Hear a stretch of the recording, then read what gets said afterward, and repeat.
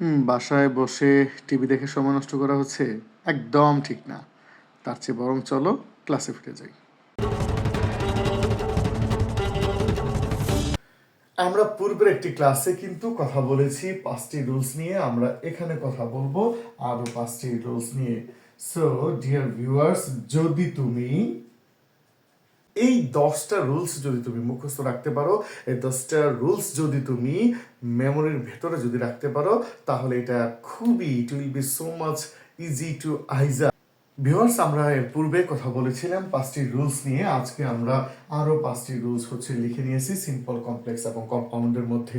আমাদের শিক্ষার্থী যারা এই ভিডিওটি যারা দেখছো তাদের জন্য বলছি যে শিক্ষার্থীরা, আমার পূর্বের যে ভিডিওটি আপলোড করা আছে সেটি হচ্ছে সিম্পল, কমপ্লেক্স, কম্পাউন্ডের উপরে 5টি রুলস, এবং এ পর্যায়ে আমরা লিখেছি আরো 5টি রুলস, অর্থাৎ 5 + 5 = 10। এই যে 10, এই 10টি রুলস যদি তুমি মাথার ভেতরে যদি তুমি রাখতে পারো, তাহলে সিম্পল, কমপ্লেক্স, কম্পাউন্ড হয়ে যাবে জলের মতো সহজ। কোনো ধরনের প্রশ্ন থাকলে অবশ্যই কমেন্টস বক্সে লিখবে। ওকে, এখন আমরা দেখতে চাই সিম্পল, কমপ্লেক্স, কম্পাউন্ডে সেই 5টি রুলসের পর আর কি কি 5টি রুলস রয়েছে আমরা 6 নম্বরে লিখে নিয়েছি। যদি কোনো সিম্পল সেন্টেন্সে ইন অর্ডার টু থাকে, যদি কোনো সিম্পল সেন্টেন্সে যদি ইন অর্ডার টু যদি থাকে, কমপ্লেক্সে যখন কনভার্ট করব তখন হবে সো দ্যাট। এবং কম্পাউন্ডে ওই যে বলেছিলাম যে কম্পাউন্ডের সব জায়গাতেই অ্যান্ড ব্যবহৃত হবে, কিছু জায়গায় ব্যতিক্রম রয়েছে অর বাট ইত্যাদি ব্যবহৃত হয়। সো ওই বিষয়টুকু মাথার মধ্যে গেঁথে নিবে, আর সব জায়গায় তুমি নিশ্চিন্তভাবে অ্যান্ড কিন্তু ব্যবহার করবে। যদি কোনো বাক্যে টু ডট টু, অর্থাৎ এর মাঝখানে যদি কোনো কিছু থাকে, সেটা হতে পারে অ্যাডজেক্টিভ, হতে পারে সেটা যাই হোক না কেন, টু এরপর মাঝখানে একটি ওয়ার্ড বসবে, দেন যদি আবার যদি টু থাকে সিম্পল সেন্টেন্সে, তাহলে কমপ্লেক্সে করার পরে সো ওই যে ফাঁকা জায়গাটা, অর্থাৎ এখানে যা বসেছিল সেই জায়গাটা, এরপর হচ্ছে দ্যাট বসবে। এবং এখানে যে একটু ব্যতিক্রমী আছে যে টু টু এই জায়গাতে আমরা কম্পাউন্ড সেন্টেন্সে অতিরিক্ত হিসাবে ভেরি যুক্ত হয়, এবং এর সাথে যুক্ত হয় হচ্ছে কি যথারীতি কম্পাউন্ডের অ্যান্ড। 8 নম্বর রুলস হচ্ছে অ্যাট দ্য টাইম অফ।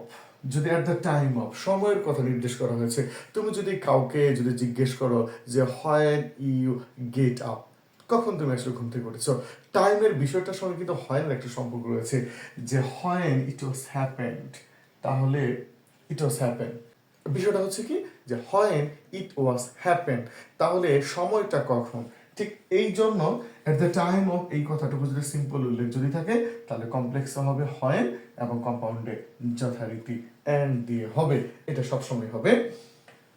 নম্বর হচ্ছে at the reason of. Reason of অর্থ হচ্ছে কারণ। সো আমি যদি কাউকে যে জিজ্ঞেস করি যে why you are late, why this reason, তোমার এই যে দেরি হইলো এটার কারণটা কি, তো এই জায়গাটা আসলে কি হবে দেখুন, যে কারণ যখন কাউকে আমরা আস্ক করি তখন কিন্তু আমরা ডব্লিউএস ওয়ার্ডের জায়গাতে আমরা কিন্তু কোশ্চেন্সের জায়গায় আমরা কিন্তু হোয়াই কিন্তু নিয়ে আসি। তার রিজন যেখানে সেখানে কিন্তু কি হোয়াই, কনভার্ট যখন করবো কমপ্লেক্সটা আমরা তখন হোয়াই চলে আসবে, এবং কম্পাউন্ডে যথারীতি চলে আসবে হচ্ছে অ্যান্ড। 10 নম্বর এবং সর্বশেষ রুলসটা খেয়াল করুন, অ্যাট দ্য প্লেস অফ, স্থানের কথা, যেমন I have visited the place of Cox's Bazar, মানে এই যে জায়গাটা এটা খুব it's more precious, more beautiful, very attractive, looks so nice. তাহলে আমি যদি বলি যে এই জায়গাটা কোথায়, আমি যে প্লেসের কথাটা বললাম সেটা আসলে কোথায়, তাহলে কি আমরা সিম্পল সেন্টেন্সের এই প্যাটার্ন দেখেই কিন্তু বুঝতে পারি আমরা প্রশ্নটা আসলে কি দিয়ে করব। তাহলে প্লেসের সঙ্গে হোয়ারের সম্পর্ক, তাহলে কোথায় হোয়ার বসবে, এবং কম্পাউন্ড সেন্টেন্সে যথারীতি অ্যান্ড বসবে। সো আজকে অ্যান্ড পর্যন্তই, তবে যাচ্ছি, যাওয়ার আগে আরো এই কথাটি বলে দিচ্ছি যে সিম্পল, কমপ্লেক্স, কম্পাউন্ড যখন কনভার্ট যখন করব, বেসিক জায়গাগুলো নিয়ে কথা বললাম।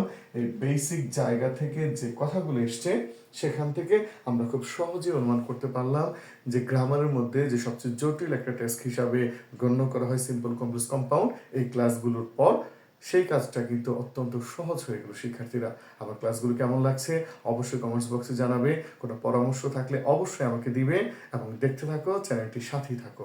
ধন্যবাদ সবাইকে। সালামু আলাইকুম রহমতুল্লাহ।